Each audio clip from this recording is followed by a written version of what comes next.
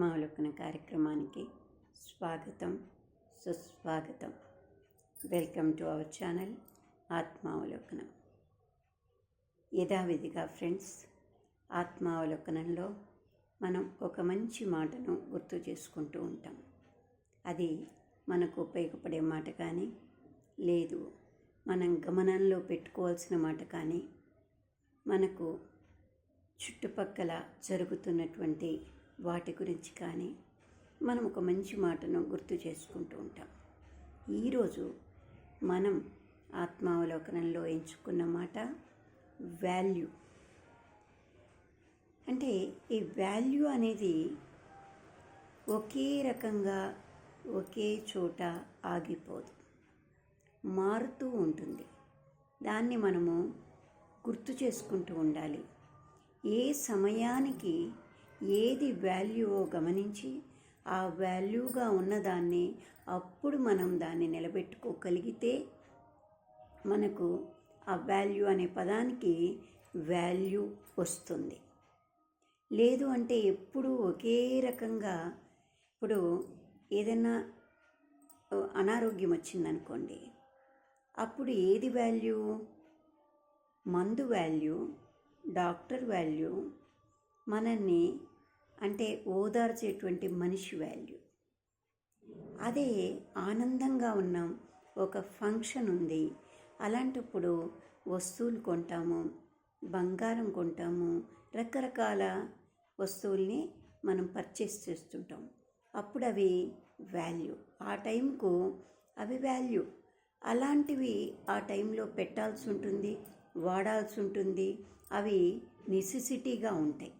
అప్పుడు దాని వాల్యూ అది అవుతుంది. కానీ బాగలేనప్పుడు బంగారము, లేదు మ్యారేజ్ అయినప్పుడు మందులు అనేది కాదు. అంటే వాల్యూ అనేది ఒక్కొక్క సమయానికి ఒక్కొక్క దానికి ప్రాధాన్యత పెరుగుతూ ఉంటుంది, వాల్యూ మారుతూ ఉంటుందన్నమాట. అది మనము నిత్య జీవితంలో ఎప్పుడూ కూడా గుర్తుంచుకోవాలి. సమయానుకూలంగా ఏది వాల్యూవో అప్పుడు దానికి వాల్యూ ఇవ్వాలి. ఇప్పుడు బాల్యం ఉంది, చదువుకునే వయసు, చదువుకు వాల్యూ ఇవ్వాలి. అదే ఇంకొకరు పెరిగారు, వాళ్ళకు నచ్చిన ప్రొఫెషన్ని కానీ, వాళ్ళకున్న అంటే ఒక దాంట్లో నిలబడడానికి అవసరం అది వాళ్ళకి, అప్పుడు అది వాల్యూ. దానికి ఆ సమయానికి దానికి వాల్యూ ఇవ్వాలి. ఇలా సమయానుకూలంగా వాల్యూను మనం ఏ రకంగా ఉపయోగిస్తే దాని ముఖ్యమైన దాని వాల్యూ పెరుగుతుంది అనేది గుర్తుంచుకోవాలి. అంటే ఇప్పుడు మనం ఏదైనా బయటికి వెళ్ళాము, ఏదైనా పర్చేస్ చేయాలి, ఏదైనా ఉట్టి చేతిలో పోతే అప్పుడు ఏదీ చేయలేము. అలాంటి టైంలో ఏది వాల్యూ? Money value. అంటే ప్రతి టైముకు మనకు వాల్యూ అనేది మారుతూ ఉంటుంది. ఒక్కటే నేను ఇలానే ఉంటాను అంటే ఎప్పుడు ఒకే రకంగా ఆనందంగా ఉండనులేము, ఎప్పుడు బాధపడుతూ ఒకే రకంగా ఉండనులేము. ఇదంతా మార్పు జరుగుతూ ఉంటుంది. అందుకని వాల్యూకి అనేది చాలా ప్రాధాన్యం లైఫ్లో. నేను ఒక ఉదాహరణ చెప్తాను, ఒక చిన్న స్టోరీ లాగా అనుకోండి. మనం అలా స్టోరీ రూపంలో అంటే గుర్తు చేసుకుంటే మనసులో మెదులుతూ ఉంటుంది, మనసుకు గుర్తొస్తూ ఉంటుంది. మనకు ఎప్పుడు ఏ సమయానికైనా ఒక్కొక్కసారి ఆ జరిగిన ఇన్సిడెంట్స్ కానీ, కథల రూపంలో మనం గుర్తు చేసుకున్నవి కానీ మనల్ని మంచి అంటే మనం థింక్ చేసేటప్పుడు అది దోహదపడుతూ ఉంటుంది. కాబట్టి ఈరోజు మనము ఒక చిన్న స్టోరీ రూపంలో చెప్పుకుందాం. ఏంటంటే ఒక పాప ఉంటుంది. ఆ పాపకు అమ్మ నాన్న ఇద్దరు చాలా మంచిగా ఉంటారు. ఇద్దరు తల్లిదండ్రులు ఇద్దరూ కూడా ఒకరి కష్టాన్ని గుర్తించుకుంటూ వాళ్ళు హ్యాపీగా ఉంటూ ఆ పాపను చాలా హ్యాపీగా చూసేవాళ్ళు అనమాట. అమ్మాయికి అది చాలా వాళ్ళ తల్లిదండ్రులతో ఉండడం అనేది చాలా వాల్యూగా అనిపించేది. అంటే దానికి రీప్లేస్ చేయడానికి ఏది లేదు, నాకు ఇది ఉంటే చాలు అని అనుకునేది. అలా దానికి ప్రాధాన్యత ఇస్తూ వాల్యూగా పేరెంట్స్తో ఉండడం హాయిగా అనిపించేది. కానీ మనం ఒకటి తెలిస్తే దైవం ఒకటి తెలుస్తుంది కదా. మనం దానికి వాల్యూ ఇచ్చాం, కానీ భగవంతుడు ఆ అమ్మాయి తల్లిని దూరం చేశాడు. ఏదో ఇబ్బంది వల్ల ఆమె చనిపోయింది. తండ్రి ఒక్కడయ్యాడు, పాప చిన్నది. కానీ ఆ తల్లి లేని లోటు, ఆ తల్లి ఆ అమ్మాయికి పదే పదే గుర్తు రావడంలా డిప్రెస్గా ఉండడం, లోన్లీగా ఉండడం. అంటే అప్పుడు ఆ అమ్మాయికి ఓదార్పు అనేది వాల్యూ. కానీ ఆ అమ్మాయిని ఓదార్చే ధైర్యం కానీ ఎలా ఓదార్చాలో తెలియని టైంలో ఆ అమ్మాయి ఒంటరితనంగా తల్లిని గుర్తు చేసుకుంటూ ఓ ఓ రకంగా ఉంటూ ఉండేదన్నమాట. అది తండ్రి గమనించాడు. ఏం చేయాలో అతనికి అర్థం కాలేదు. అంతలోపల వేరే వాళ్ళు ఎవరో ఆయనకి ఒక ప్రపోజల్ తెచ్చారు. ఈ అమ్మాయి మంచిది, ఈ అమ్మాయిని నువ్వు పెళ్లి చేసుకున్నట్లయితే ఆ పాపకు తల్లిగా మారుతుంది, అప్పుడు హ్యాపీగా ఉంటారు, మళ్ళీ ఆ అమ్మాయికి ఆ లోన్లీనెస్ పోతుంది అని. ఆ అమ్మాయి గురించి తండ్రి మంచివాడు, కానీ ఈ మాట చెప్పడం వల్ల పిల్లకు బాగుంటుందనే ఉద్దేశంతో ఆయన పెళ్లి చేసుకోవడం కానీ ఈ పాప ఆమెను యాక్సెప్ట్ చేయలేకపోయింది. ఏంటంటే తన తండ్రి స్థానాన్ని వేరే వాళ్ళకి ఇవ్వడం కానీ, తను ఆమెతో గడపడం, తండ్రి ఆమెతో ఉండడం ఆ అమ్మాయి భరించలేకపోయింది. అంటే మనసు యాక్సెప్ట్ చేయలేదు. దాంతో ఇంకా డిప్రెస్కి అయిపోయి చాలా బాధపడుతూ ఉండేదన్నమాట. ఎప్పుడు బాధపడుతూనే ఉండేది. ఆమెను యాక్సెప్ట్ చేసేది కాదు. కానీ ఆమె కూడా అంత హృదయంతో ఆ అమ్మాయిని దగ్గర తీసేది కాదు. ఎందుకంటే ఆ ఒరిజినల్ వాల్యూ ఆమె ఇవ్వలేకపోయింది బిడ్డకు. దాంతో ఆ అమ్మాయి ఇంకా బాధపడుతూ, ఇంకా మానసికంగా క్షోభపడుతూ, ఒంటరి లోన్లీగా, అంటే తండ్రి కూడా దూరం అయిపోయాడు అని మానసికంగా ఆవేదనకు గురవుతూ వచ్చింది. ఆ బాధ ఎవరితో షేర్ చేసుకోలేక, ఎవరు దాన్ని తండ్రి తీర్చలేక, ఇటు చేసుకున్న వేరే ఆమెకు న్యాయం చేయలేక, ఆమె చెప్పిన మాట వింటూ ఉండడం వల్ల ఆ అమ్మాయిని ఎడమవుతున్నట్టు భావన ఏర్పడి ఇద్దరి మధ్య గ్యాప్ పెరగడం మొదలైంది. ఆ గ్యాప్ చాలా బాధాకరంగా తయారైంది. ఇది అభిమానం వాల్యూ. ఆ టైంలో ఆ పాపకు కావాల్సింది అభిమానం. అంటే ఎన్ని ఉన్నా అన్నీ ఇస్తున్నాడు తండ్రి, ఇది తీసుకో, అది తీసుకో, నీకేం కావాలో చేసుకో అంటున్నాడు. కానీ ఆ తల్లి ప్రేమను, అభిమానాన్ని, ఆ వాల్యూని అందిలేకపోయాడు. అప్పుడు ఆ పాపకు అది వాల్యూ, దానికి ఏది సరితూగలేదు. సరే, ఏం చేయాలో ఆ నాన్నకు పాల్పోలేదు. ఒకరోజు వాళ్ళ అత్తగారు వచ్చారనమాట. అప్పుడు ఆయన ఆమెతో అన్నాడు, ఇలా నేను పాప ఎందుకో ఒంటరితనంతో నాకు దూరంగా ఉంటూ ఒంటరిగా ఫీల్ అవుతుంది, అది ఏం చేయాలో అర్థం కాలేదు, వేరే ఆమెను చేసుకున్నాను కానీ తప్పని తెలుస్తోంది నాకు, కానీ ఇప్పుడు దాన్ని నేను ఏమీ చేయలేను కదా, ఇప్పుడు ఎలా, మీరు ఎలాగో అలాగా ఆ పాపను సరిదిద్దండి అని చెప్పి ఆమెను దగ్గర బాధపడ్డాడనమాట. అంటే వాల్యూ ఏ సమయానికి ఏ వాల్యూ ఎంత ప్రాధాన్యత సంతరించుకుంటుందో చూడండి. అంటే అప్పుడు ఆయన అనుకున్నాడు, నేను భార్య స్థానానికి వేరే వాళ్ళని తెచ్చుకుంటే ఆ అమ్మాయికి నేను ఏదో మంచి చేస్తాను అని దానికి వాల్యూ ఇచ్చాడు. కానీ అది జరిగాక ఆ వాల్యూ తగ్గిపోయి అసలు అనుకున్న దానికన్నా వేరేది ఇబ్బందులు ఎదురైనాయన్నమాట.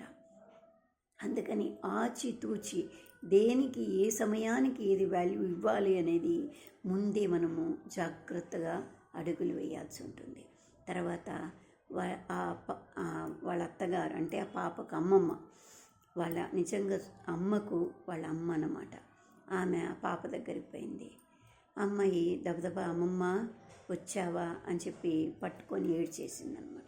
ఏమ్మా, ఎందుకు ఏడుస్తున్నావు, ఎందుకు బాధపడుతున్నావు అని అడిగింది.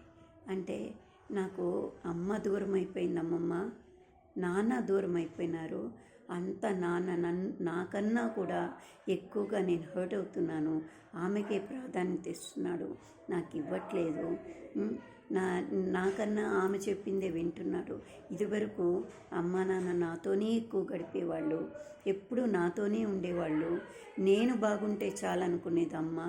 నాన్నను కూడా పక్కకు పెట్టి నాతో అంత ఇదిగా ఉంటుండేది. ఇప్పుడు అలా లేదా అమ్మమ్మ అని చెప్పి బాధపడింది.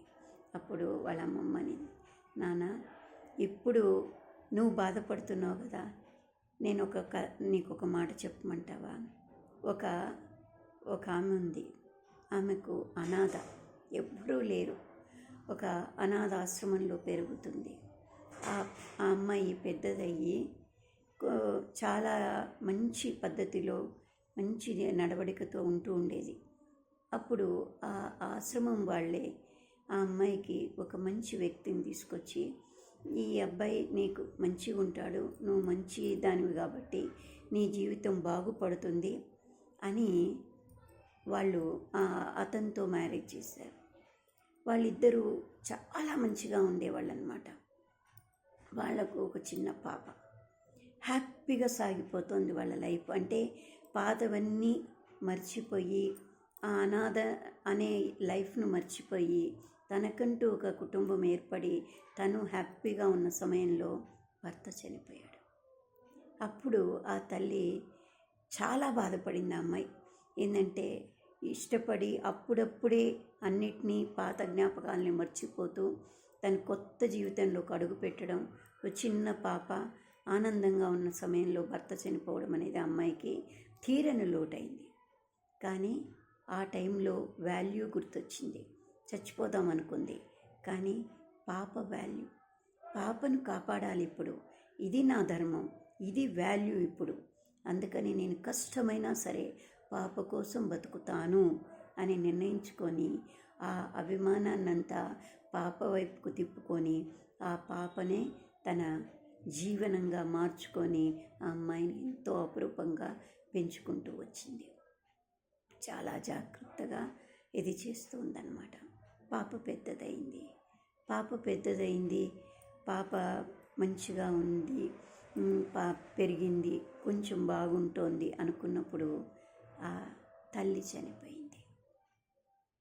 అంటే ఆమె కూతురు చనిపోయిందనమాట. అయ్యేటోటికి ఇది ఎవరో కథ కాదమ్మా, మీ అమ్మమ్మ కథే. ఆ కూతురు ఎవరో కాదు, మీ అమ్మే. నేను అపురూపంగా ఎన్నిటిని పోగొట్టుకున్నా ఆ బిడ్డ రూపంలో బతకాలనుకున్నాను. ఆ బిడ్డకు ఇంకో బిడ్డ ఉంది, ఇంతకంటే ఆనందం ఏముంది అనుకున్నాను. కానీ ఆ బిడ్డ చనిపోయింది. ఇప్పుడు నేనెంత బాధలో ఉన్నానో గుర్తు చేసుకో తల్లి. ఇప్పుడు నా ముందు నీకు అమ్మమ్మ అనేది ఉంది, నాన్న అనేవాడున్నాడు, వేరే ఆమెను పెళ్లి చేసుకున్న ఆమె పిన్నిగా ఉంది, కొంత కాకపోతే కొంత నీకు నీ వాళ్ళు అంటూ ఉన్నారు. మరి నేను ఒంటరిదాన్ని అయిపోయాను. ఎన్నిటినో బాధల్ని ఓర్చుకుంటూ ఈ స్థాయికి వస్తే ఆఖరికి ఆ ఒక్కగానొక్క బిడ్డ కూడా చనిపోయింది. అందుకని ఎప్పుడు వాల్యూని మనం గుర్తించుకోవాలి. అందుకని ఈ సమయానికి ఏది వాల్యూ, లైఫ్ని పోగొట్టుకోవడం కాదు, లైఫ్ను మనం నిలబెట్టుకుంటూ మనం ఇంకొకరి కోసం నిలబడగలగాలి. అది నిజమైన వాల్యూస్ అంటే, గుర్తుపెట్టుకోవడం అంటే. అందుకని వాల్యూని గుర్తెరిగి నడుచుకోవాలి. మనము పుస్తకం ఇలాంటి సమయంలో ఒంటరితనం, బాధ ఉన్నప్పుడు ఒక పుస్తకం నీకు తోడుగా మిగులుతుంది. నాకు అదే నన్ను జీవితాన్ని నిలబెట్టింది. పుస్తకాలు చదువుకునేదాన్ని, తోడుగా బాధగా ఉన్నప్పుడు తోడుగా నిలిచేది పుస్తకం అయింది. అదేవిధంగా ఏదో ఒక అవికేషన్ని, వేరొక వ్యాపకాన్ని మనం పెట్టుకొని దాంట్లో మనం రాణించాలి అని గుర్తుపెట్టుకుంటే, ఒక మంచి పని అన్నప్పుడు 10 మంది అప్రిసియేషను దొరుకుతుంది. 10 మంది మనల్ని విమర్శించిన 10 మంది అప్రిసియేషన్ మనల్ని నిలబెడుతుంది. అందుకని వాల్యూ అనేది చాలా విలువైనది. అందుకని ఆ వాల్యూను ఏ టైంకు జీవితం ముందు వాల్యూ, ఆ జీవితాన్ని ఏదో ఒక ఇబ్బంది ఉంది అని చెప్పి జీవితాన్ని పోగొట్టేసుకుంటుంటాం. కానీ జీవితం వాల్యూ ఉంటేనే కదా ఇంకొకటి మనం వాల్యూని గుర్తించడానికి. అందుకని లైఫ్లో ప్రతి క్షణం వాల్యూ ఒక్కొక్క దానికి మారుతూ ఉంటుంది. దాన్ని గుర్తుపెట్టుకోవాలి. జీవితంలో వాల్యూగా పర్మనెంట్ వాల్యూ ఉండేవి కొన్ని ఉంటాయి. ఒక మంచి మాట, కొంతమంది జీవితాలు, ఆ జీవితాలను మనం గుర్తు చేసుకుంటే మన జీవితాన్ని మనం ఎలా మలుచుకోవాలి, ఎలా నిలబెట్టుకోవాలి అనేది కూడా మనకు తెలుస్తూ ఉంటుంది.